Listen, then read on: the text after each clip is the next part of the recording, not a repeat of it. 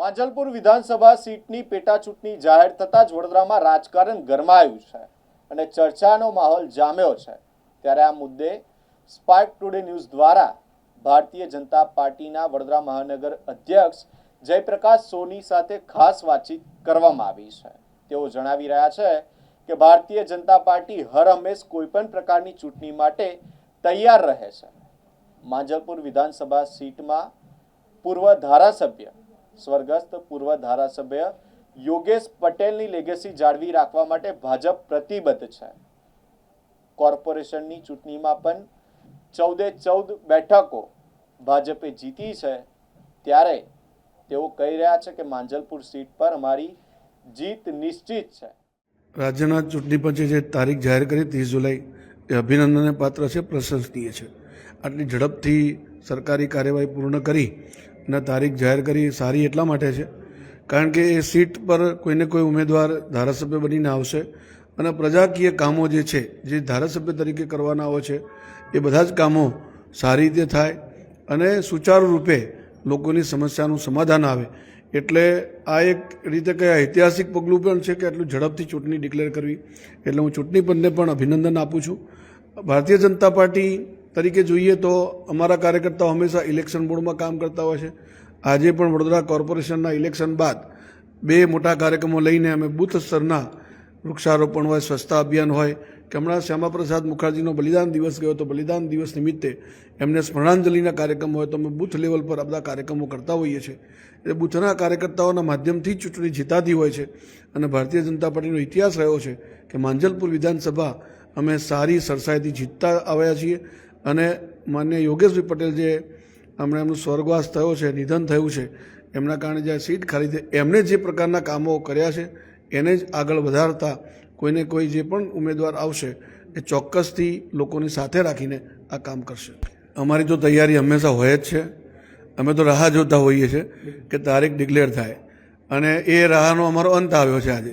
એટલે આજથી જ જ્યારે આપણને ખબર પડી કે તારીખ ડિક્લેર થઈ ગઈ છે, આજથી જ અમારી તૈયારીઓનો પ્રારંભ થઈ જશે અને અમારું જે ચૂંટણીનું મેનેજમેન્ટ હોય છે, જે રીતે ભારતીય જનતા પાર્ટી હંમેશા આ કામ કરવામાં માહિર છે અને સફળતા પણ પ્રાપ્ત થઈ છે, એ જ પ્રમાણે અમારા કાર્યકર્તાઓ આ માટે કામે લાગશે। ભારતીય જનતા પાર્ટીના સિદ્ધાંતો પ્રમાણે જે પણ કોઈ ઉમેદવાર આવશે, જેવી રીતે માન્ય નરેન્દ્રભાઈ કહે છે, સૌનો સાથ, સૌનો વિકાસ, સૌનો પ્રયાસ, સૌનો વિશ્વાસ, તો જે બધાને સાથે રાખીને ચાલી શકે અને પ્રજાકીય કામોનું સમાધાન લાવી શકે, પ્રશ્નોનું નિરાકરણ લાવી શકે અને લોકોના જે સમસ્યાઓ છે એ સારી રીતે એનો ઉકેલ આવે એવો ઉમેદવાર ભારતીય જનતા પાર્ટી આપશે અને એની જે પ્રક્રિયા છે, પ્રણાલી છે, એ ભારતીય જનતા પાર્ટીની પરંપરા પ્રમાણે થશે।